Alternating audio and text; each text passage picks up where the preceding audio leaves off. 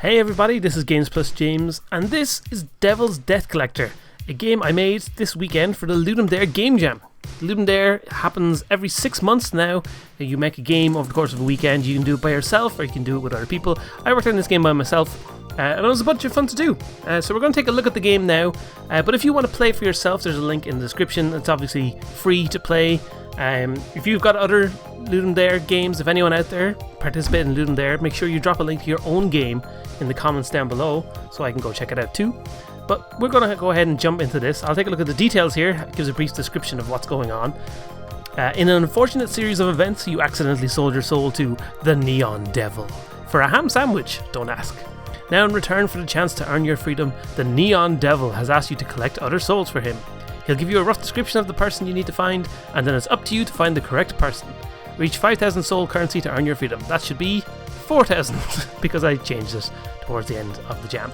Anyway, let's start this. Ooh, this one will be fun. So you get a little description here. We're looking for a person with ginger hair, no beard, no hat, and pink glasses. And if we jump into the game then, there's the level dude. And we see we've got this little area here full of all these characters going on. So we'll just go through the gameplay loop first and then we'll talk about what's supposed to happen. So I'm looking for someone with ginger hair and pink glasses, basically. I think it might be this guy. Yes, they will be solving world hunger now. So when you find the right person, you click on them, or you just click when they're highlighted, and it'll select them and it'll tell you whether that's the correct person or not. So that was the right person I found that I'm not time. sure about this guy. This time we're looking for someone with black hair and a white hat. So we'll ignore that for a second because I'm just going to click on a random person. So you can see it highlights in the center of the camera which is the active person you're selecting. So for example, I'm going to select this guy. Well, that's not right. We get a little message up saying that we didn't do it right and we lose 100 points from our meter in the top left. So you can see also the meter on the top left is always counting down as a way to kind of keep you full of energy and full of, ooh, I need to keep going. We need to keep searching. And that's essentially the loop of the game. The idea is then we need to run around and try and find this guy. Where is he? We're looking for someone with a white hat and black hair. He doesn't have black hair. This guy has black hair, but he doesn't have green glasses. Where is our little friend? We can run around. I can hold shift to run. Over to this side. No.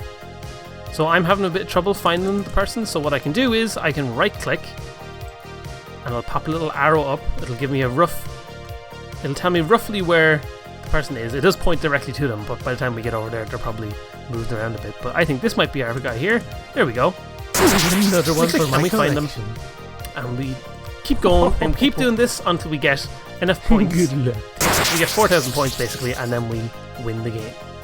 So that's basically the gameplay.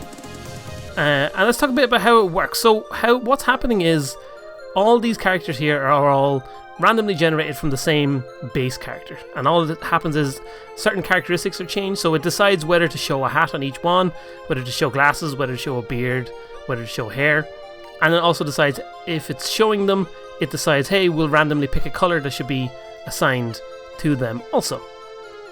And also then if those are the only things that matter, but then their pants and their jacket and their t-shirt will also change color as they go as well.